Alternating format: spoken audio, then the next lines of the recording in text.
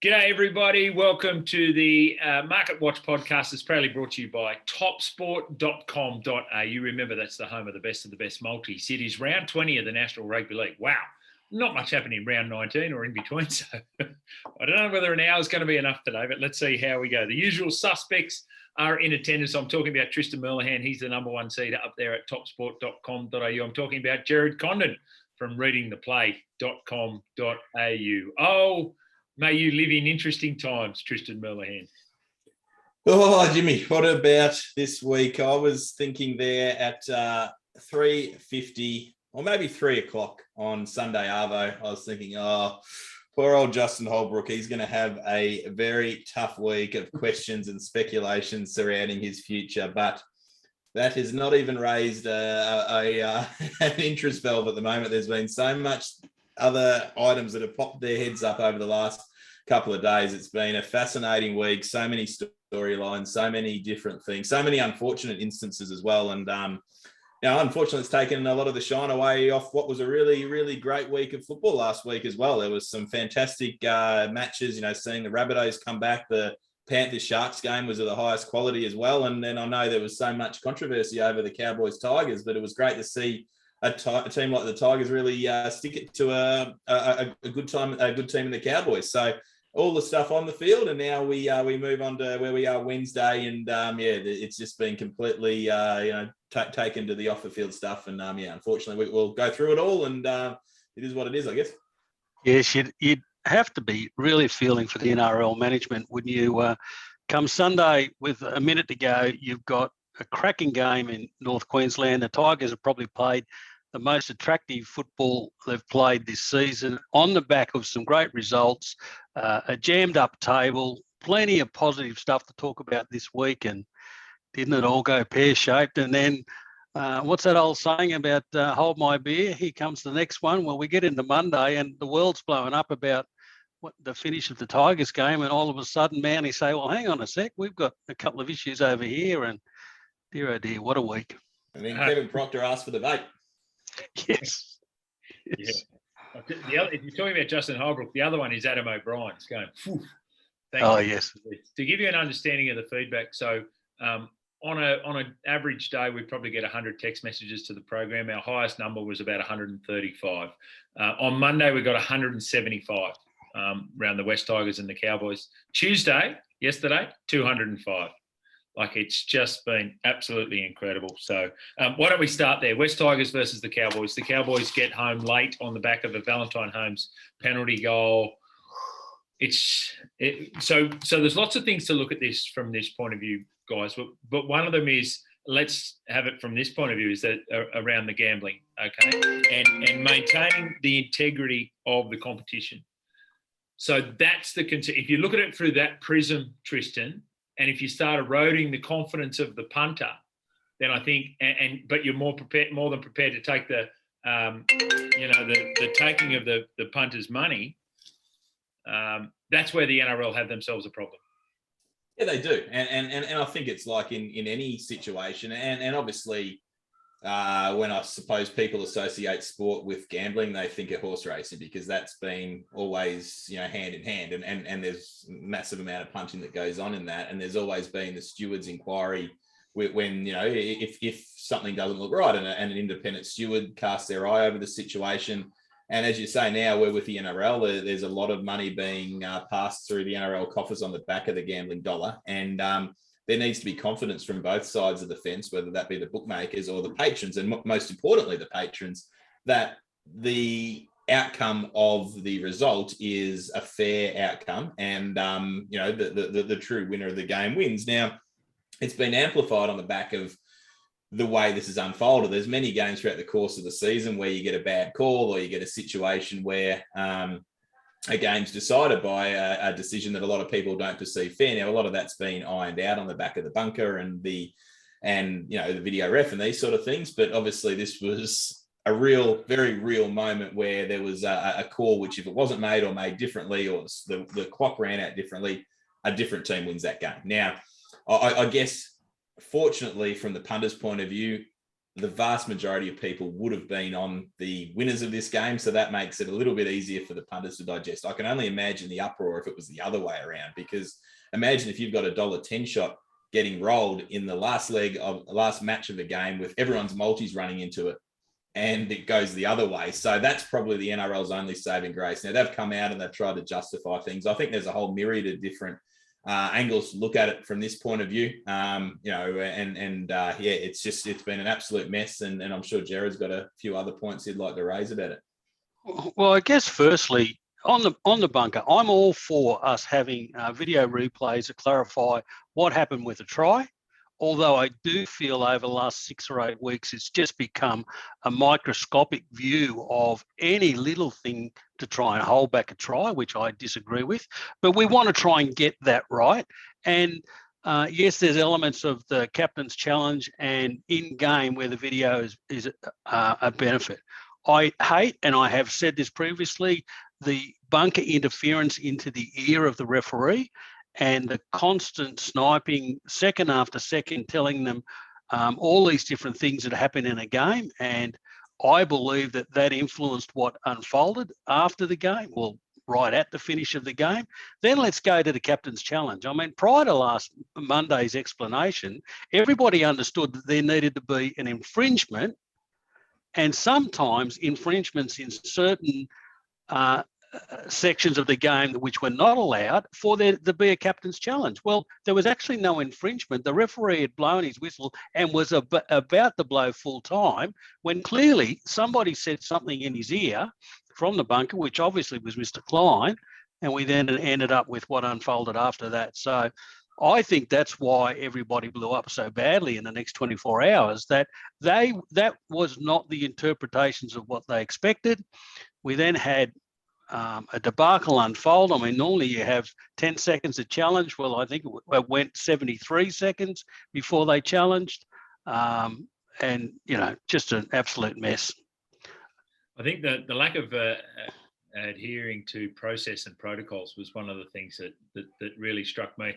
From what I understand, the West Tigers legal challenge has gone to nothing. So that was all wind that we heard a couple of days. But I would have genuinely thought they had an opportunity here, especially if they could get some evidence around who was saying what, the tapes associated with what you're saying, Jared. The fact that captain's challenge came, I think it was 21 seconds after the first whistle went, and as a result of that, it was outside the 10 seconds. All those things played its part, but it was a really poor call. It as you say, took the gloss off a really exciting, influential weekend of footy. And now we've spent the last 5 minutes on this podcast talking about it. Most unfortunate for the West Tigers, because as you say, they played a really, really good game of footy. And it also made people think, well, hang on, maybe the Cowboys side isn't as, going as well as we anticipate as well. Quickly, I know we've got the game and we'll talk about it as a game, but what did you make of what's transpired at Manly over the last... Jimmy, just lastly to finish on that point, I'm still concerned after the debrief on Monday from Graham Annesley. Where does this leave us now heading into the back end of the season and the semi-finals? Are we going to end up with the possibility now of further debacles around captain's challenge? I mean, can all of a sudden a captain now challenge at the end of a game or at the end of a half or just at a play the ball because there hasn't been an infringement? I mean, all of this needs to be clarified far better than it was on Monday, and I hope it is, and we get clear air around that so that we don't end up with another debacle into the weeks ahead. I saw on Friday night in the Dragons Manly game that Ruben Garrick was pushed over the sideline, and then he immediately challenged it. I thought, that's ridiculous. You clearly went out, and he did. But he challenged the fact that Ben Hunt wasn't square at marker, which he wasn't. So they then went back to it and said, yeah, the challenge is successful. I thought, wow, I'm not sure that's what the captain's challenge was all about. It's a can of worms. Yeah. It's a can of worms. Okay, thoughts on Manly, Tristan?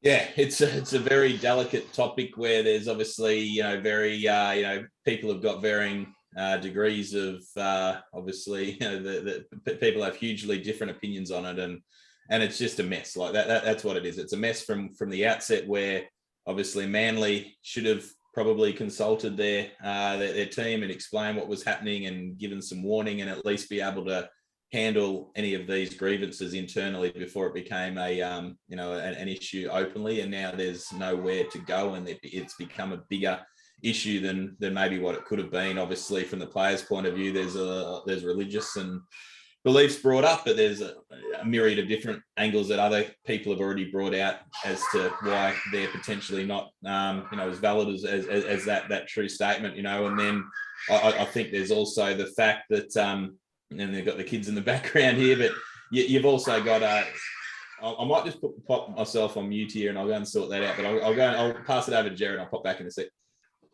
Well, I agree. I mean, it is a sad mess. And, Jimmy, I think we've discussed during the week, there's probably layers upon layers of what may and may not have happened in the background.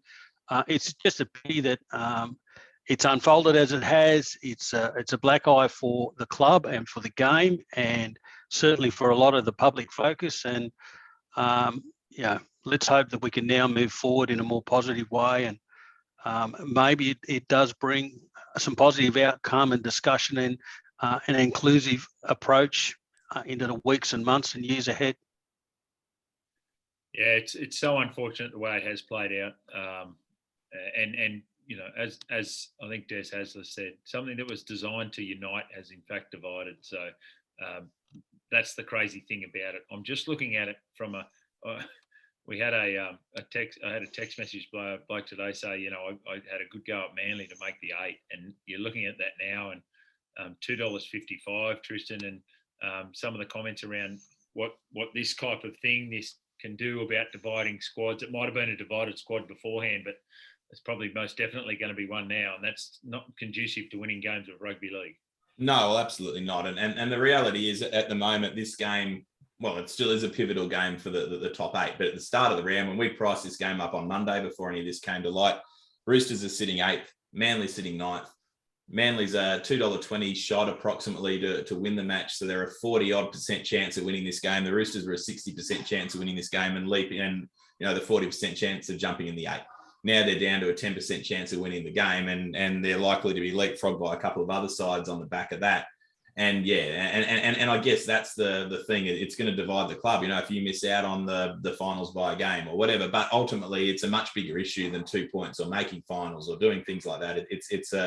Unfortunately, it's something that now is being discussed, by so many different people, and it's very difficult to put yourself into anyone's shoes that can't sort of comment on exactly what's going on. But yeah, it's just an unfortunate situation, particularly when this round is ladies' round as well, and it's such an important round for other reasons. And unfortunately, the gloss of that's going to be taken off. And I assume the players that aren't playing are going to be there at the ground tomorrow night, and you can only imagine if the scoreline's 18 or 24-0 and the TV cameras are panning towards those players, it's going to continually flame the situation, which I don't think is a great result for anyone.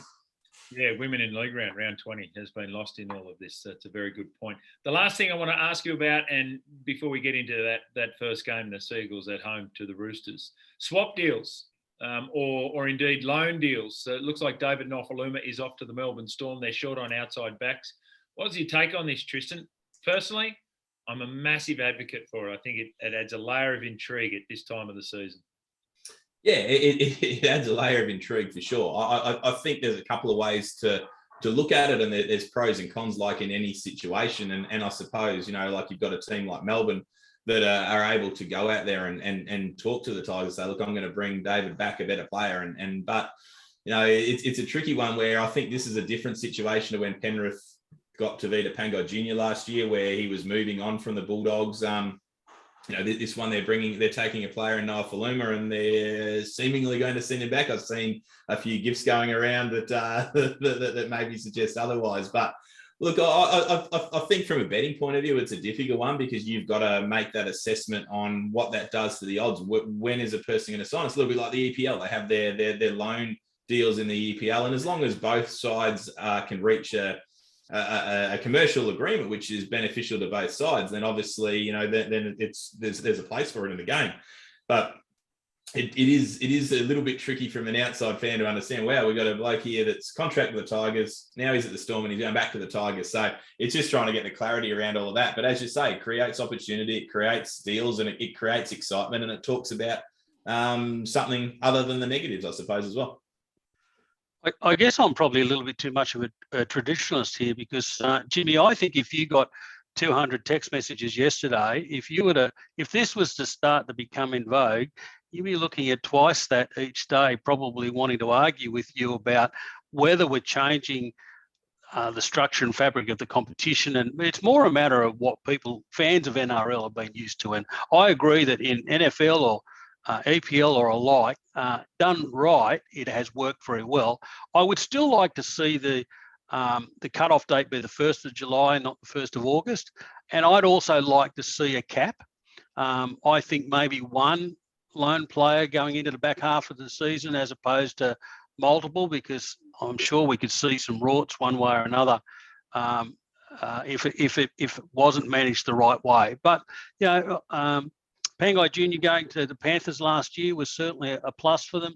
Clearly, the Storm are in desperate need for outside backs and possibly a few other positions. So, you know, they've been hunting around the competition. I can see the benefits. I can also see some of the causes for alarm. It's just a matter of, I guess, how it was managed and what caps and levels were put around it.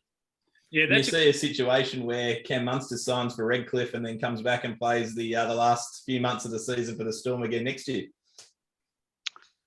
Well, and could you imagine the public response? But it's not. I'm trying to think of an example. It's not Josh Addo-Carr doing it, right? So he's contracted to the Bulldogs, and Phil Gould gave his reasons for that. You know, all the young fans at the Bulldogs who are now cheering Josh Addo-Carr score length of the field tries. You know, that's fantastic. But really, David Nofaluma, surplus to needs at the West Tigers. They've got another investment in him for another couple of years. They want something out of him. Okay, why don't you go down there? Let's see if you can rediscover some form, because we need it over the next couple of years. And they can't make the semi-finals. I think if you're right, Jared. Put some structure around it. Got to be done by a certain date, earlier than the one we've got. Got to be done, and you can only do it once. Got to fit in with all the salary cap restraints around that. And if you can do that, then and one per team, then absolutely, I think there's a lot of upside to it.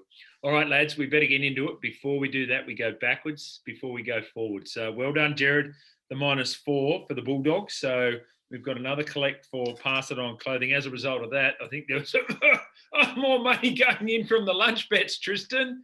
Tell you what, your Titans really costing you a fortune this year. We don't need to talk about what happened after 3 o'clock on the weekend. We've already discussed that, the whole sole focus. But yes, no, there has been some plenty of funds going into the kitty. As you say, the Bulldogs -4 just fell over the line against the Titans. The kitty is up to $10,349 after I put my $100 fine in, which my sponsorship of the Titans is getting more and more expensive by the day. So yes, certainly disappointing effort from there, but a little bit of a windfall for the kitty, which is good to see. As a result of that, Jared is out on front on 2. But gee, I tell you what, nipping at his heels very closely. +1 myself, and then wow. Yeah, Tristan at the -7. Anyway, getting heavily involved this day and age, which is good. We're raising money for Pass It On Clothing. We're also raising money at our function. Got to let you know, Dick's Hotel at Balmain, Friday the 9th of September. Dare I say it, tickets selling fast. Get in early to avoid disappointment. $125 per ticket, 2-course lunch, 3-hour bar. Part of that is a donation to Pass It On Clothing. James Graham. Gee, I wish he'd be more forthright when he speaks, but anyway, special guest speaker, and we are looking forward to that. We're going to have some NRL auction items as well. As I say, over 50% of tickets sold, so get in now while you have the opportunity. We'll send out the link with the podcast too, so you'll be able to find that pretty quickly. And it's the first Friday of the NRL finals, if you're wondering exactly when that is. All right, let's get into the first game. It's been turned upside down and inside out. It is the Roosters travelling over to Brookvale for their clash with the Four Pines Manly Pride Seagulls. Tristan, good luck.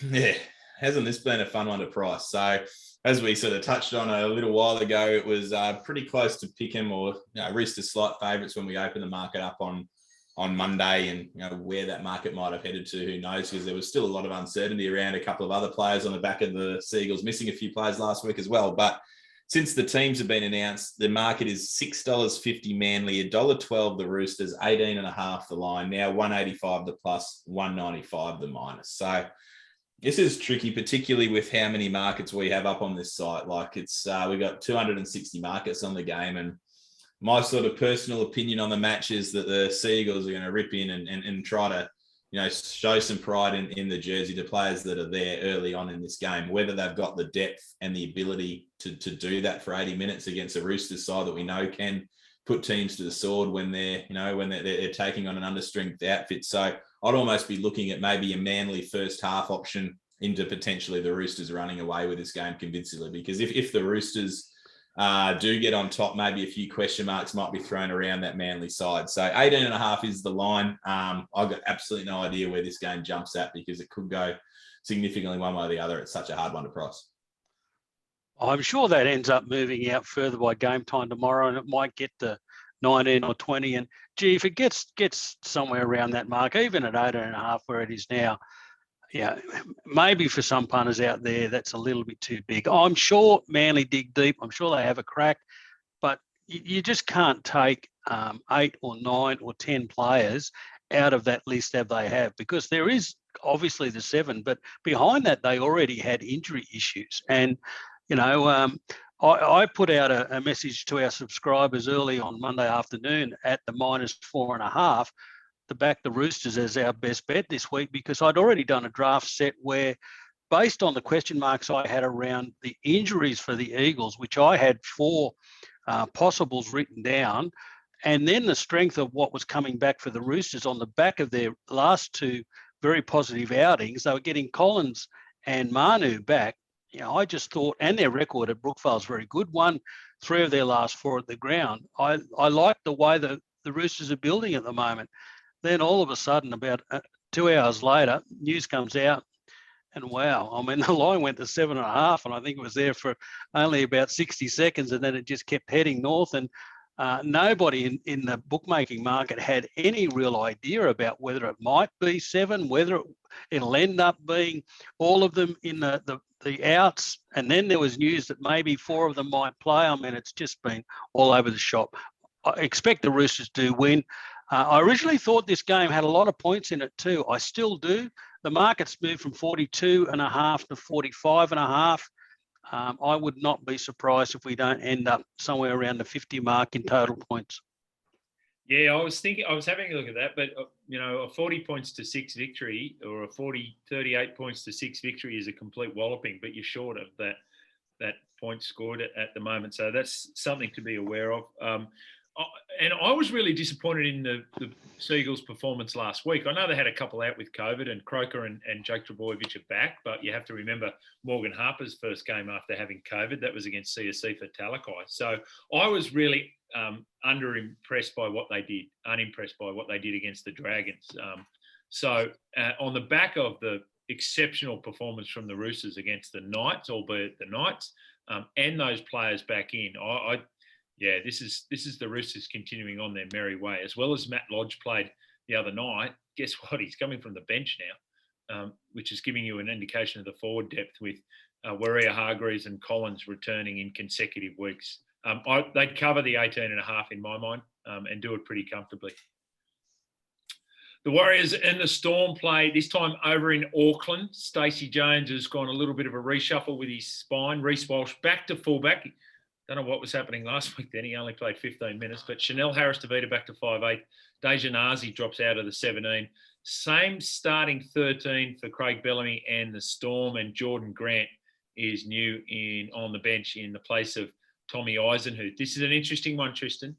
Yeah, and just even mentioning the Warriors' name has raised a couple of little goosebumps in my arms, because I'd completely forgotten about their effort last week, where they had a 14-0 lead against the Warriors, which would have knocked out virtually all of those multis that won in the after the siren kick for the Cowboys. But yeah, there aren't they a Dr. Jekyll and Hyde side, and they go into this game $4.50. The Storm $1.21. The line's 13.5 and 42.5 the total points. Now, I know we spoke about this in depth on Anzac for the Anzac Day show last year about how that perception of the Warriors competing very, very well against the Storm, mainly due to the fact when they beat them 8-1 and then one other time on Anzac Day. But as Jared always points out, the stats tell a completely different story.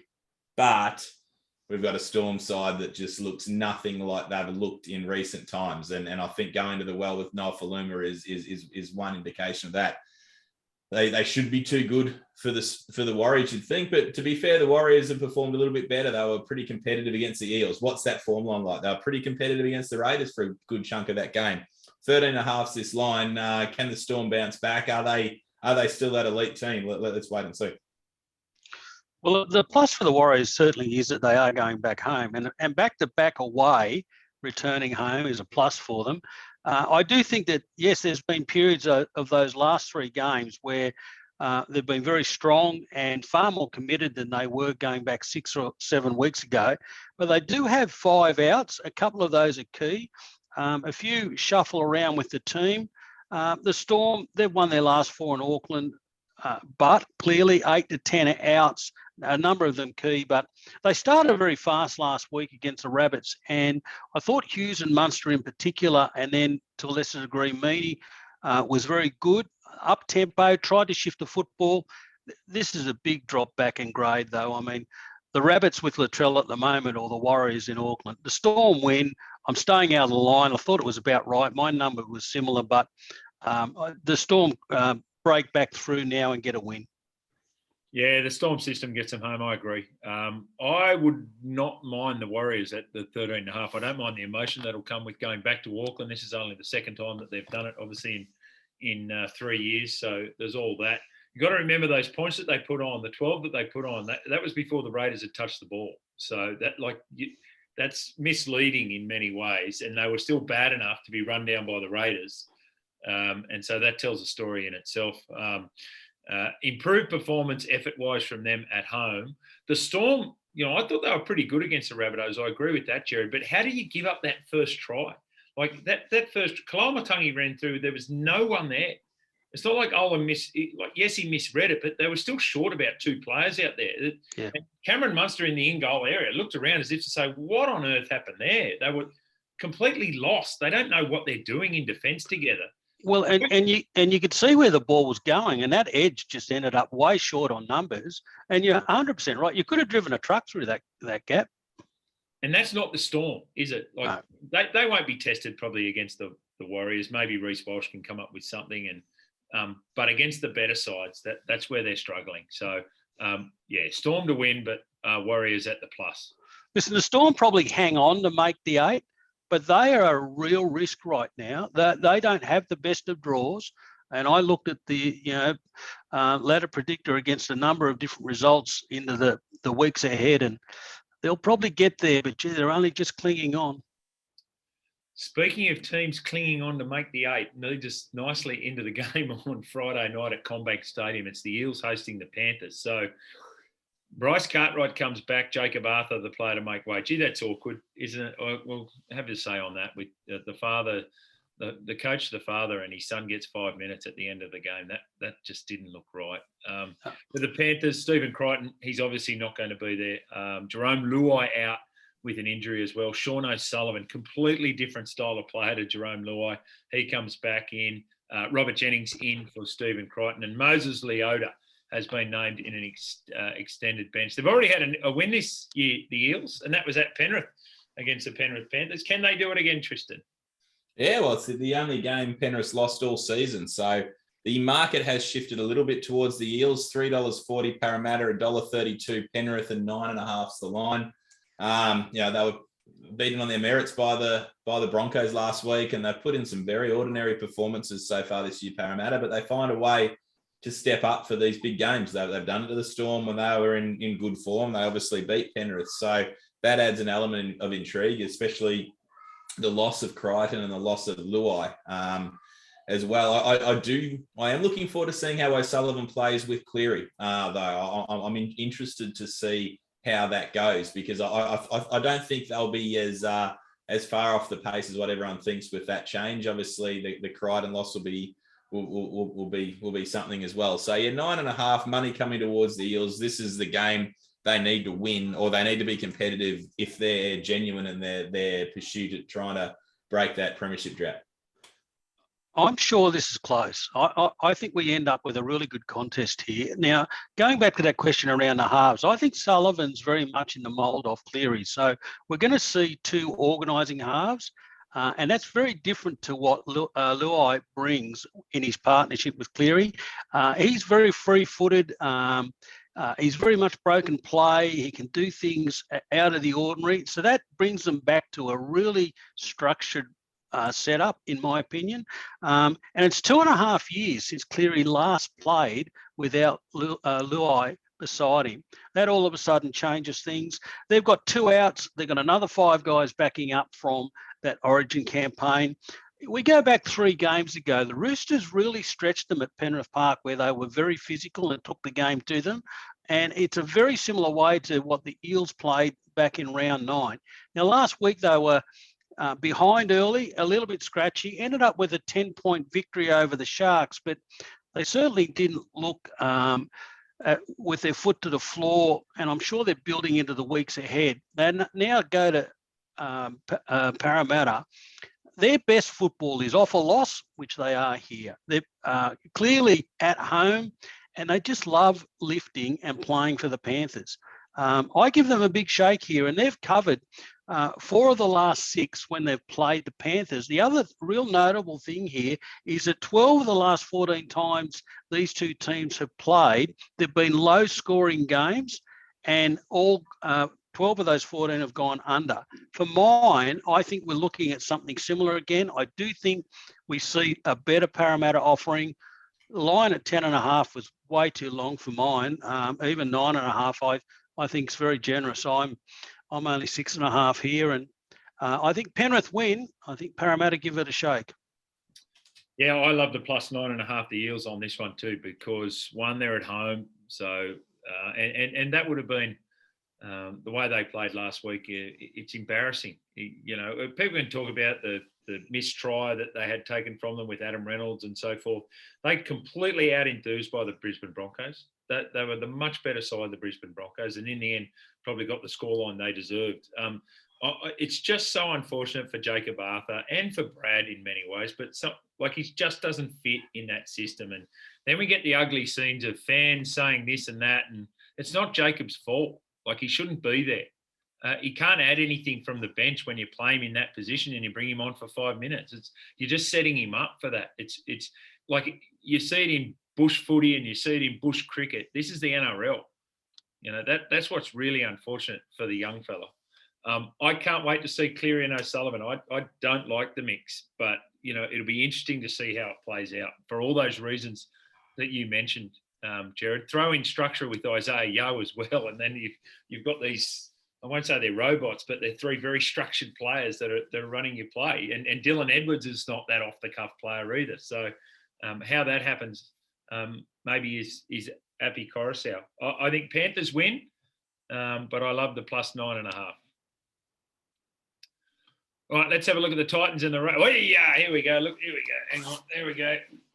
I don't know that many people brave enough to wear one of these at the moment. But anyway, Tino Fasua Malaawi, he's going up the prop. Aaron Clark has been playing well, so he's going to go into the middle forward. Isaac Liu moves his way to the interchange. Jaden Campbell still there on the interchange as well. And Brian Kelly comes into the side. It looks like Paddy Herbert.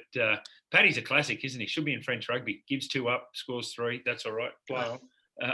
And that's for the Titans changes. For the Raiders, they are 1 through 17 for the side that made that comeback against the Warriors last week. What special have you got on for the Top Sport Titans this week, Tristan? This is a really important game for me and the Titans, because we have a very special guest coming into the Top Sport Titans lounge this week, and number 1 ticket holder of the Raiders, Mr. Bradley Haddon, is coming up. So I'd love nothing more than to send him back home with his tail between his legs, but I just have a concern that may not be occurring. The market has got the Raiders firm favourites, $1.42.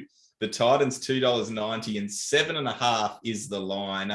Titans have been backed at that plus. The Raiders, as we know, they were in a bit of a hole against the Warriors, but they were too good, and they found a way to come home over the top.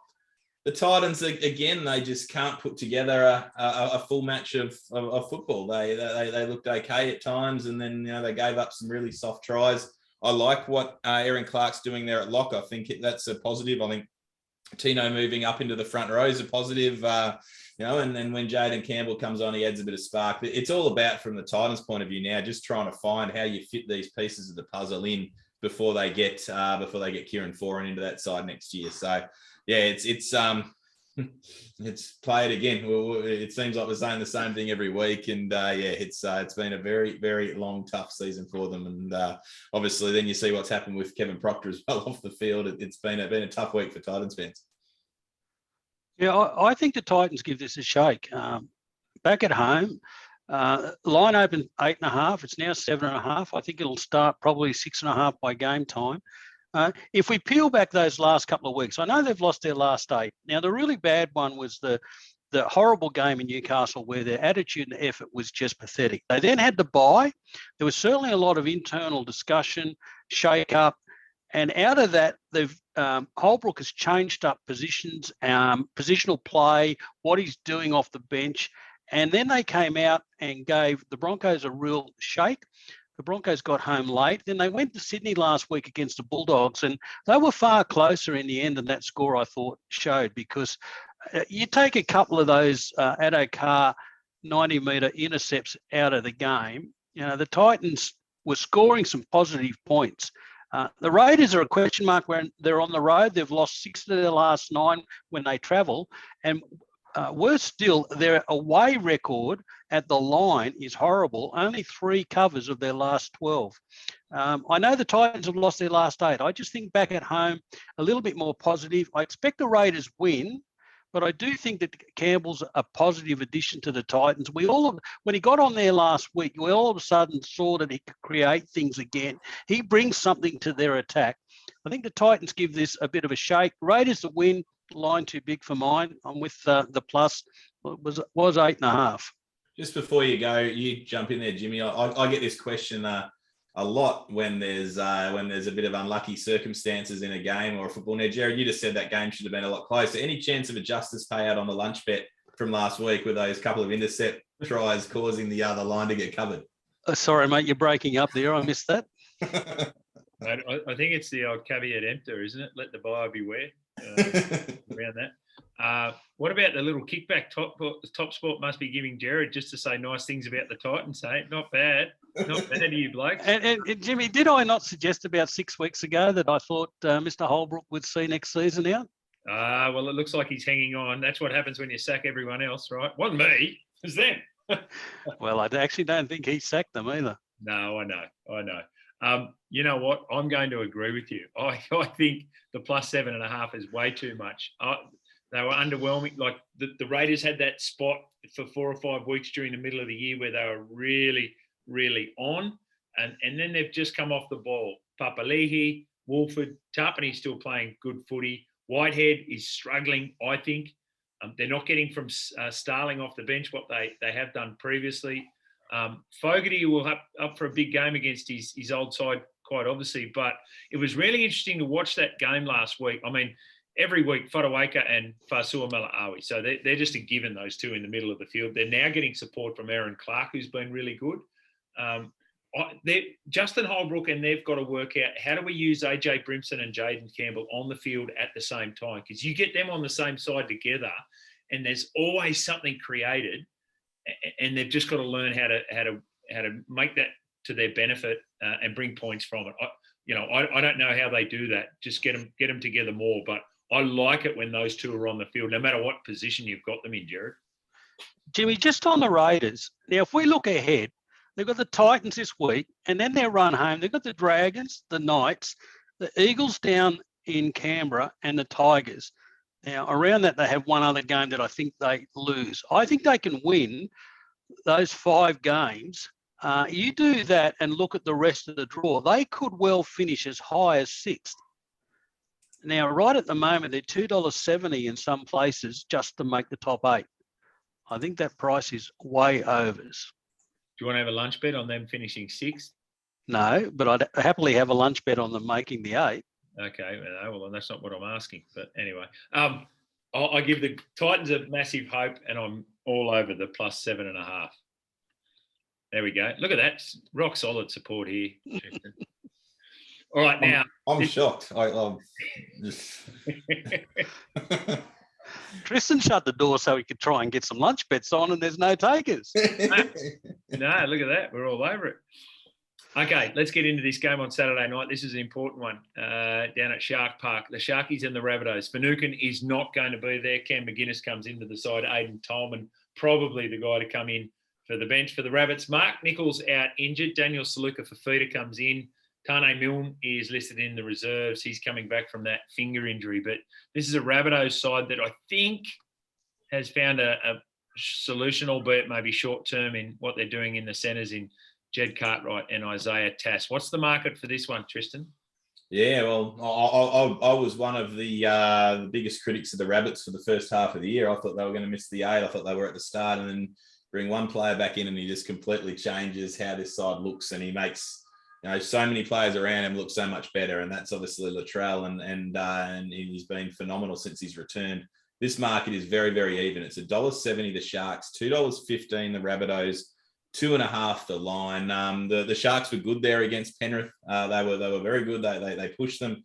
The Rabbits have been phenomenal for the last month, and I just think this looks like an absolute beauty. I think it's close to a coin toss. And Dale Finucane obviously is going to hurt the Sharks. So I sort of feel maybe with that in mind, the Rabbits represent a little bit of value. Yeah, I've chopped and changed on this game through the last 24 hours. It looks an absolute ripper.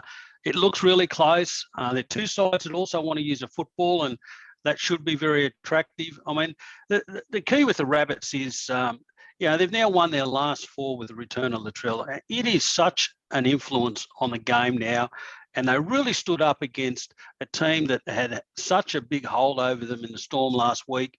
I thought that's probably their most positive win so far this season, aside from when they touched up the Roosters. The Sharks, I thought they were very credible last week. Their home record's outstanding. They've won 6 of 7. And also the last 7 times they've played the Rabbits at Shark Park, they've won 6 of those 7 as well. My concern is just the depth around some of that form line. They have the weakest draw of any team in the competition this season. They'll end up with 16 games against the teams in the bottom 8. And so far this season have played 7 games against teams in the top 8 and only won 3 occasions. Last time they had a confrontation like this at Shark Park was against the Roosters, where the Roosters went whack very strongly through the middle and ended up coming away with a dominant win. It looks close. My market's probably somewhere around the same. I've moved to the Rabbits. I just can't be against the Rabbits with the influence of Latrell at the moment. The guy is just in outstanding form. Wouldn't you love to build an algorithm around, what a player's performance is, but the impact that player has on other players? It would be so imperfect as to try and do it, but it's so visible, right? We look at the Rabbits, and they rung out bigger and they rung out stronger. And we've all been in dressing rooms where you look around and you go, "That guy's in the side, I feel better." And Latrell's that to the nth degree. I thought he was quiet in that first half against the Melbourne Storm, and then just some really key touches when required, Jared. Jimmy, I don't remember what year it was, but what the Rabbits are doing at the moment and the influence of Latrell remind me so much of that run home that the Hayne Eels had under Daniel Anderson when they went all the way through. And, the Hayne impact back then was significant, and he lifted many. I think it's even bigger at the Rabbits now because I think they're a slightly better side. 2009. I think they had to win the last game of the season against the Dragons at Cogra to finish 8th, and they did. And then they played the Dragons that same venue the following week and flogged them. Yes. They're away. And then the Benny Barber 2012 season, a lot of people talked about how that was an amazing season. I think he was the Dally M Player of the Year on that occasion as well. You would have to say over the last 4 games that Latrell's played, he's got at least 10 Dally M points. Oh, he'd be close to 12, wouldn't he? Yeah. Look, this is going to be a cracking game. I look at this forward pack and the back row, Kalamatangi, Arrow, Murray. It's just got that balance that's so nice. I thought Cook was probably his best game of the year last week as well. And Tavita Totola is a guy on the rise. I think he's been outstanding through the middle part of this season. I love the plus 2.5. I could go the Rabbits head to head as well. Third game on a Saturday night, it's the Bronx having a rare Saturday night appearance at Suncorp Stadium up against the West Tigers. So Selwyn Cobbo's still out. Billy Walters is back, so Jake Turpin out.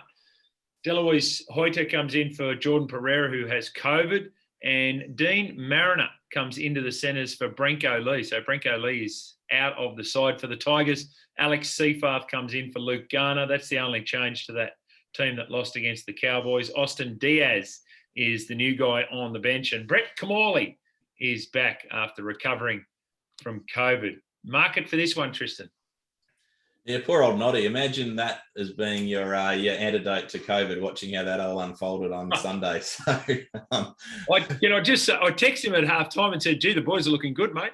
And then at full time, I went, "Well, I think I'll leave it a little while." Delete message. Is that the full time response? But it's been a tough week for the Tigers, and I think this game could go one of two ways. We know the Bronx are high flying. We know that was a really good performance there against the Eels, and they're sitting there in the top 4 now, which this is a game that I'm sure Kevy will have them really primed, because they should be winning this game, and if they do, then they put a bit of clear air between themselves and the teams chasing, which is important coming into the back end of this year. And they're $1.12 to win the match. The Tigers $6.25, and the line's 17.5. It's already moved 3 points.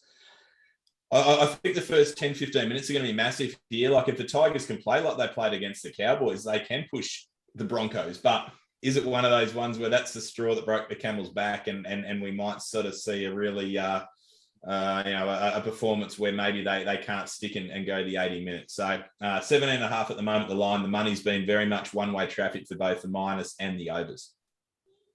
It might come down to the last game of the round, but the Broncos right now are a big chance of finishing second or third on the table. I was against them last week against the Eels, travelling to Sydney. I thought the Eels would have been better.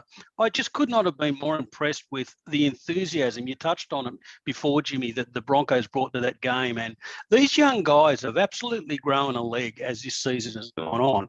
And on the back of that confidence and that enthusiasm, they're just playing such positive attacking footy and really making the ball sing and work. And Ezra Mann is just settling in beautifully at number 6. I mean, Kevy, all of a sudden he's 6 weeks from the semi-finals and he's prepared to make a change, and I think it's a positive change in bringing Mariner in at 4. I think defensively he might well be a little bit stronger than Brenko Lee. He's been killing it in Q Cup. All of a sudden he gets his chance. I mean, Tessie New has been a little bit rocks and diamonds earlier in the season, but he's just growing with some positive football. I just think they got at home. They've won their last 6. They're that positive attack and points that they've got in them. 4 of their last 5 games, they've been involved in total points of 50 or more, 50, 66, 52. They just drag points into the game and sometimes drag opponents with them. Yeah, it's an interesting one. Yeah, thoroughly impressed. So the guys we're talking about, Carrigan, Flegler, just amazing. Travel interstate. I'm with the Broncos. Oh, sorry, Jared. That middle forwards that we talked about, Flegler and Carrigan, Haas has been a star for a number of years now, but those guys took their time to come on and haven't they, Anthony Seibold must be looking at this game. I told you, 50 games.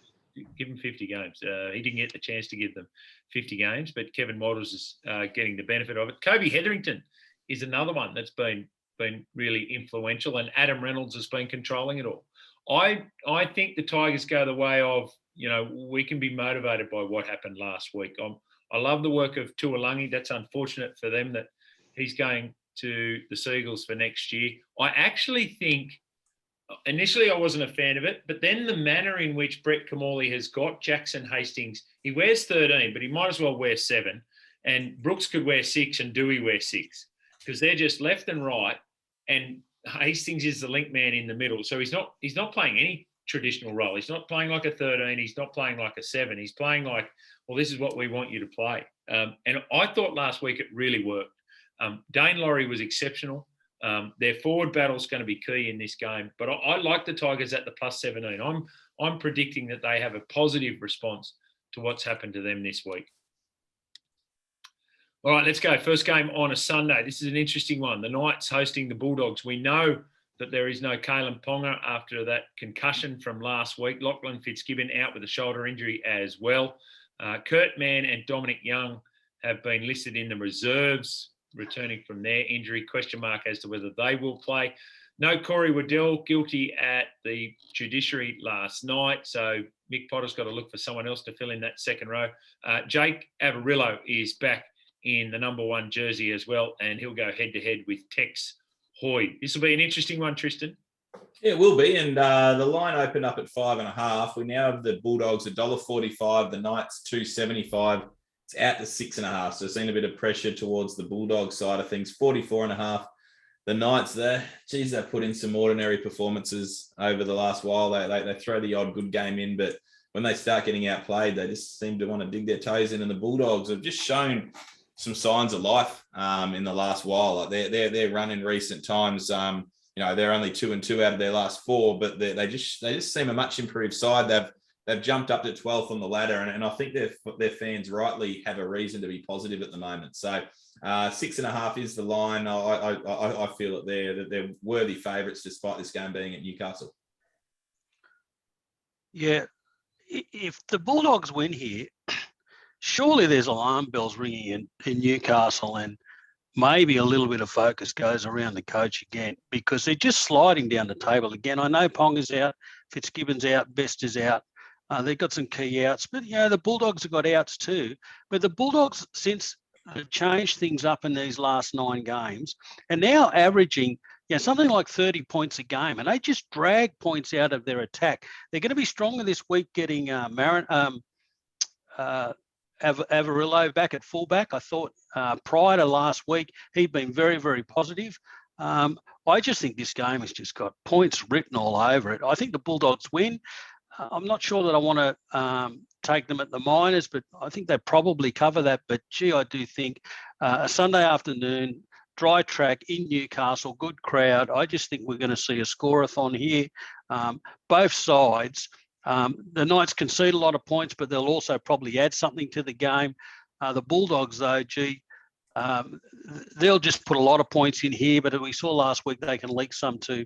I'm with the Bulldogs to cover, but I thought the over 44.5 looked one of the better bets of the week. Yeah, isn't it amazing what a happy camp can do, right? All these, this is all the technical stuff we've got, and this is, it's almost like the Wayne Bennett approach, isn't it? Buy the best players and keep them happy. That's how you win footy games. And I'm not saying the Bulldogs have the best players, but they've got certainly happier players than when Trent Barrett was there, which is unfortunate because he was popular with the playing group. He just couldn't get the response that, the relaxed style and the old-fashioned style of Mick Potter has been able to generate. And it's amazing what people can do with a smile on their face, and you can just get a sense of it through the whole squad. These are the same players. They're just playing better. And as for the Newcastle Knights, wow, they ran last in 2005, and they used to get sellout crowds every week because they knew they had not a very talented squad, but the squad that would try every week. They don't have that. They've got a talented squad now that are not putting it out on the park at any point. And there are isolated cases of effort, but in reality, they're not playing as a unit, and they're not fully committed. And they are so fortunate, and Adam O'Brien is so fortunate. There's been so many distractions in this game of rugby league over the last couple of weeks, because otherwise I get the sense that, and lucky that they're out of town, out of Sydney, because otherwise the spotlight would be well and truly burning on the Newcastle Knights. I like the Bulldogs, and I like them at the -6.5 as well. And Jimmy, just on that, prior to this week where they've got a couple more outs, and I know Ponga didn't play last week, but 4 of their last 6 games, they've conceded 40 or more points. That's just a horrible indictment on that particular player list.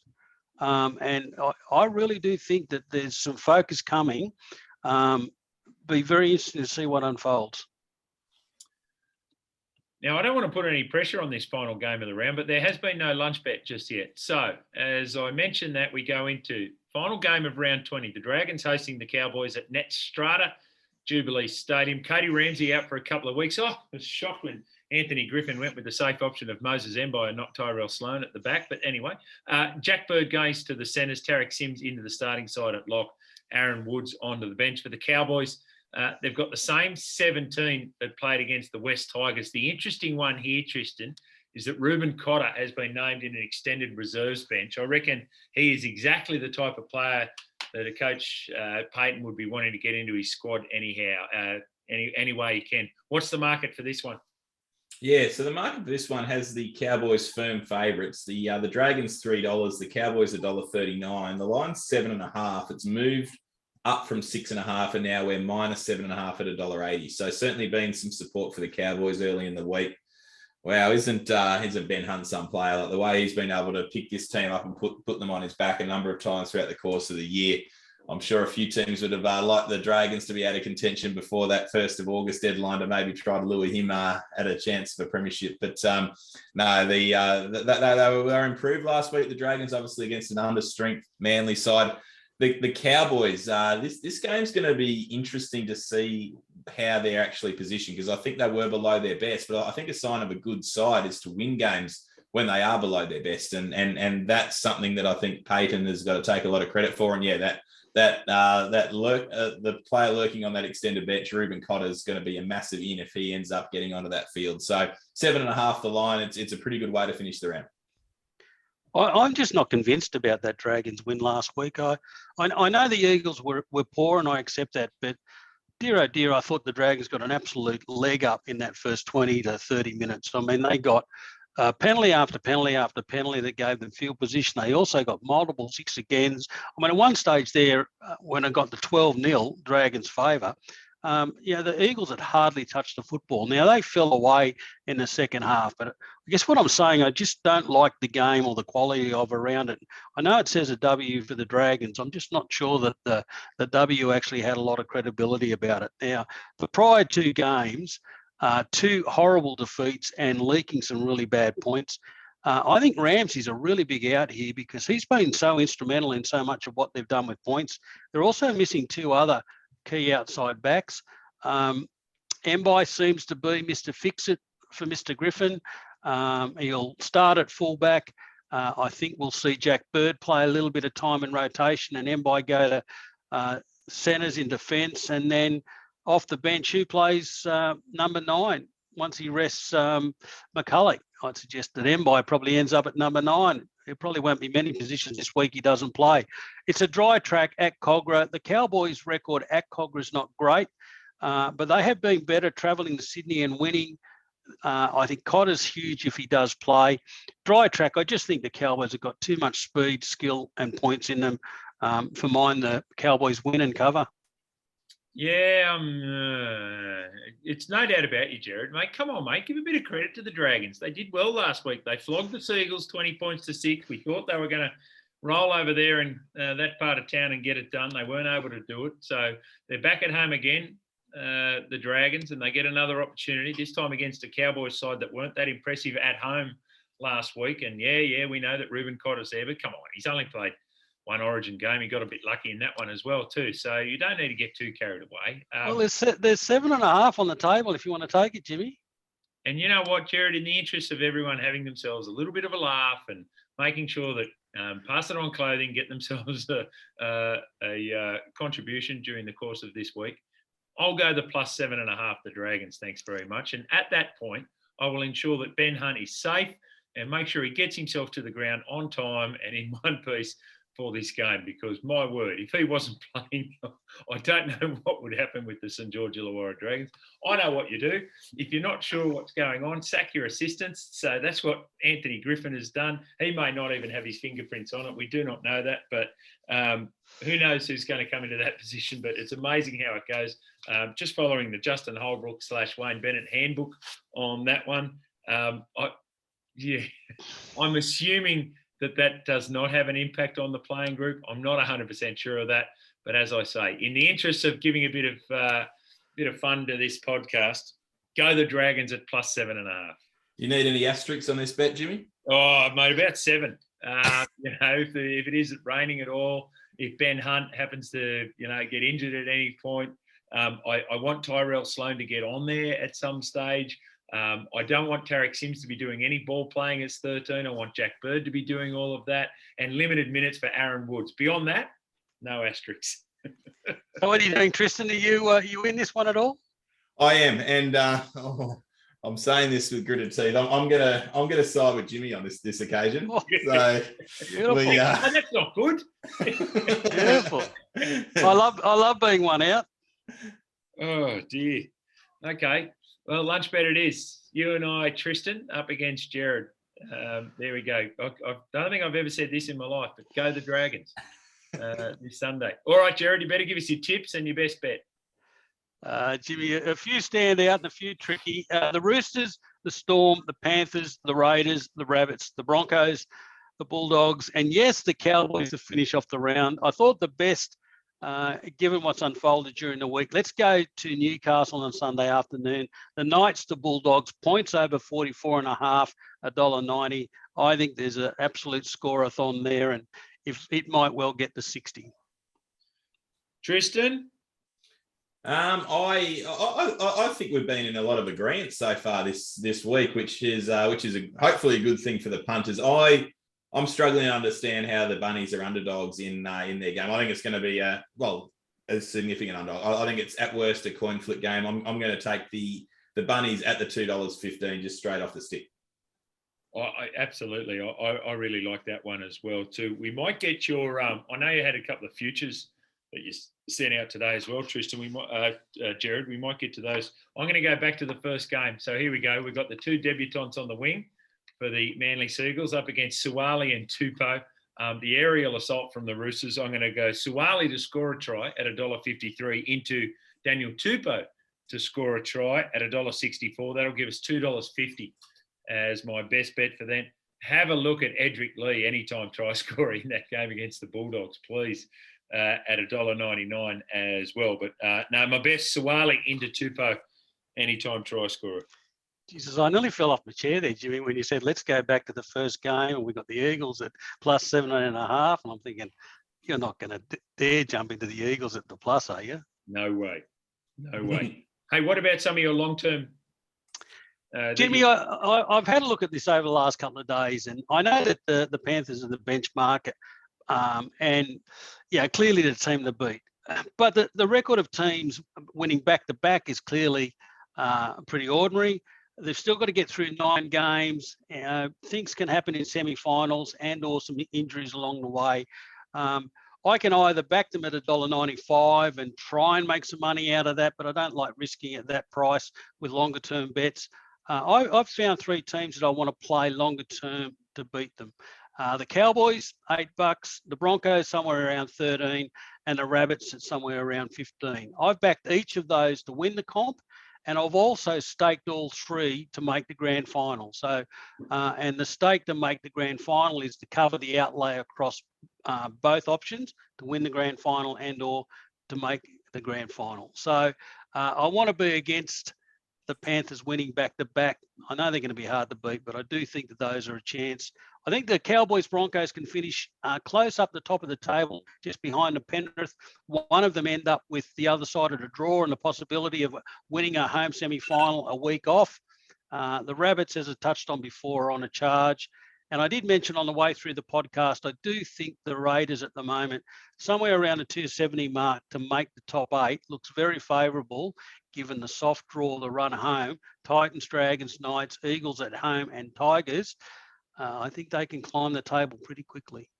Interesting. You've taken on board some of my staking plan advice, so I like I like the look of that. See, that's your influence, Jimmy. All right. What about a racing tip this weekend, Gerard? Well, Jimmy, I wanted to again go to a dry track down in Melbourne. We're back at Moonee Valley. They've been away from Moonee Valley for a couple of months. Race 6, number 2. Also, I did back a couple of months ago, American Angel. She's a very talented filly or mare with the O'Brien stable. He's given her a little freshen up. She now draws a really good gate. She's 1 from 1 at the track and the distance, and now gets Damien Lane to ride. If he can just posse up a little bit forward in midfield, maybe on the fence or just coming off the fence at the turn, she's a very smart mare. All right, I'm going to go to Rose Hill. Let's hope we're not abandoned after one race this week. I don't think that's going to be the case. Much better weather around Old Sydney town. Race 7, number 1, Wicklow. Caught in the wrong spot. The leaders rail by us down the track there at Grafton. Comes back home. Track gets a soft barrier and Huey Bowman. So we think the import from the Wally Yard is going to bounce back. I think around about that 380 mark is the quote you've got at the moment, Tristan. Yeah, correct. It's at 380 at the moment. So we'll pop it on best of the best. The markets in Sydney at the moment, the best product is just amazing. The fluctuations that we're seeing in some of those markets. So make sure when you're having a bet and you're not absolutely certain the horse is going to firm up, that you jump on at that product, because you can't get any better out there in the marketplace. Just confirming that I've got access to the best of the best. There's been some issues in the past. Yours has an extra initial in there as well, Jimmy. Exactly. And Tristan, you were all over it last week. You suggested Cedar Power would run very well and probably wasn't suited on what ended up a wet track, but gee, it was very courageous. Got rolled by the odds-on favourite, but very nice price at $270 for the place. Yeah, it was. It was disappointing because it did. I thought it loomed up, and the track was probably a little bit heavier than than it would have hoped. So the favourite was just too good. It came through the run very, very well as well. So we're going to look for another run in a couple of weeks. So just keep an eye out in your black book for Cedar Power, because I think it's a big chance of winning one before the end of its preparation. What about you, Tristan? You got one for this week? Well, I actually thought that race that I was just alluding to with Cedar Power was going to be this week. It was on the quick backup, but it looks like on the nominations today they've pushed it back a week with all the weather. So I'll sit out. There's a couple of dogs running, but I don't know if we'll give out any greyhound tips this week. So we'll come back bigger and better for next week. Just to let you know, Tristan, you are allowed to tip horses that you don't own. You know, there's like. You are, but you know what they say, ownership. You're very, very blinkered with ownership. So no, we'll come up with one very special one for the punters in the next couple of weeks. But I don't like doing unless they're the gold or old specials, as Gerard likes to say. Jimmy, on the pros and the Joes, where the major moves have been, or any insights I have into the market for the NRL this week. Certainly Parramatta, there's been a little bit of a push from 10.5 to 9.5. The Titans have been 8.5 to 7.5. I think the biggest go of the week, other than clearly the Roosters, but the Broncos opened on Monday somewhere around 13.5 to 14.5 to out to 17.5. So certainly the Broncos have been the heaviest and biggest push I have of the week. I'm not sure if the money's been along the same lines for you, Tristan. Yeah, definitely. Yeah, it's been obviously the Manly game's a different scenario. It's not money based. It's just purely positional and player movement. But yeah, that Broncos one has seen a significant move, 14.5 out to 17.5 on the back of just pure weight of money. So that's certainly that. And just having a look at the biggest go of the weekend away from the actual matches, and that has been the market you've touched on here, Gerard, where the Raiders have been very well supported to make that top 8. I think with obviously on the back of Manly, shifting significantly on the back of this news today, where their chances of making the 8 have gone from greater than 50% to $2.50. Canberra's gone into $2.50 as well with that soft draw. They've been very, very well back. They've actually firmed in from $5 a week ago. So there's certainly a big chance there. And obviously with the back of them, being favourites in 5 of the next 6 games, if they can do what the market suggests in those games, that $2.50 might represent a good bet.